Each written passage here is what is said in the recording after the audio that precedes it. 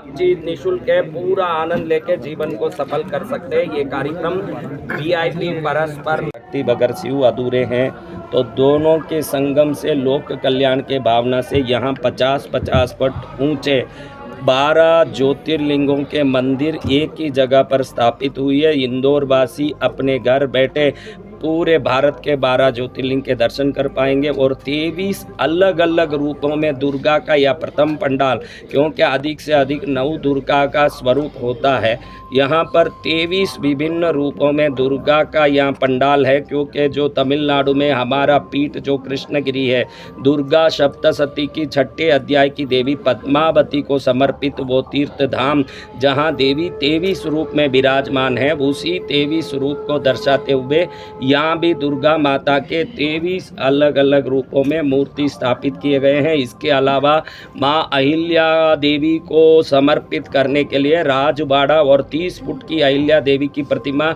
Entrance में सभी लोगों का श्रद्धा अर्पण के लिए स्थापित किया जाएगा। इंदौर के खजराना गणेश इस परिसर से बाहर सबसे पहले बैठ रहे हैं, जहां खजराना गणेश का दर्शन करके अंदर आते ही उज्जैन के काल भैरव का दर्शन करेंगे। उसके बाद कृष्णगिरी में बैठी हमारी पद्मावती माँ का दर्शन करेंगे।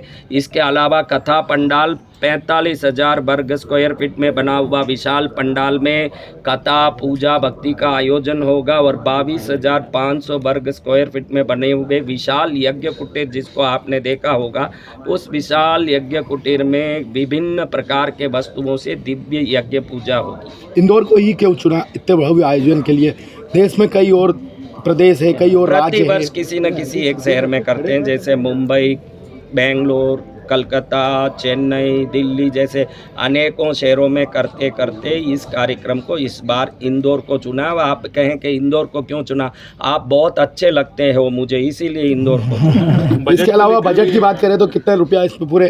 वो सब आप बोल नहीं सकते बजट, क्योंकि ये सब विधान जब पूरी होती है तो ये हाथ से कोई पहले से गिन के नहीं होती। इन विधान में कितना क्या लगेगा ये सब बोल नहीं सकते। कितने लोगों का सहयोग है इसमें?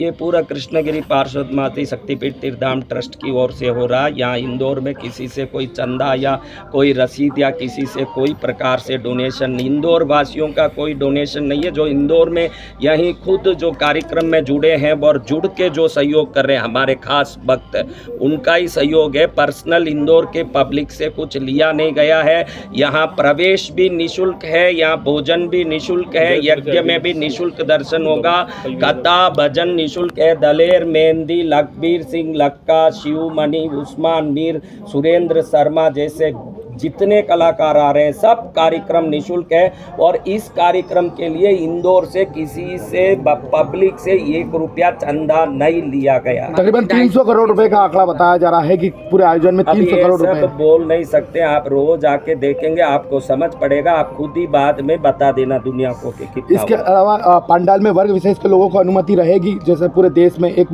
विश्व हिंदू परिषद, बजरंग दल, हिंदू संगठनों के द्वारा मोर्चा खोला हुआ है कि नवदुर्गा में किसी वर्ग विशेष के व्यक्ति को अनुमति नहीं दी जाएगी, तो क्या अपने पंडाल में अलावा किसी को अनुमति नहीं देगी? ये कार्यक्रम ही हिंदुओं का है, दूसरों को काम ही क्या है।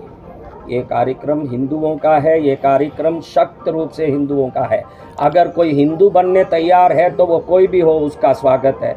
अगर वो हिंदू नहीं है और यहाँ तमाशा देखने आ रहा है तो हर हालत में उसके लिए प्रवेश की अनुमति नहीं है। कोई आईडी कार्ड देख के अनुमति दी जाएगी? अंदर प्रवेश की इस तरह की कोई व्यवस्था की जाएगी?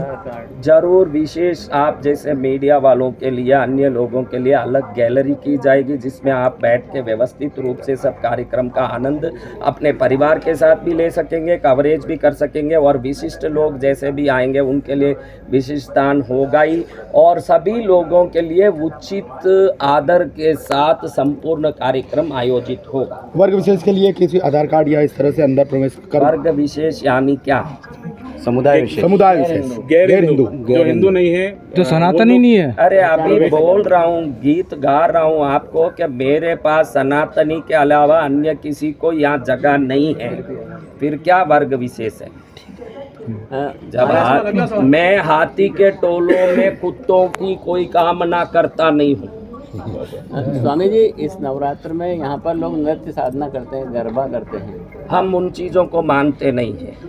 हम उन चीज़ों को मानते नहीं, जानते नहीं, उस संबंधी बात करना चाहते नहीं। हम परंपरा को मानते हैं, शास्त्र पुराण को मानते हैं। तो हम सुबह में यहाँ साधना करवाएंगे, नवरात्रि में दोपहर में हम यज्ञ करवाएंगे, शाम को देवी भागवत की कथा सुनाएंगे, रात में सबको बैठा के भजन करवाएंगे। यहाँ उठ के नाचने कूदने का कोई अनुमति नहीं है इस परिसर।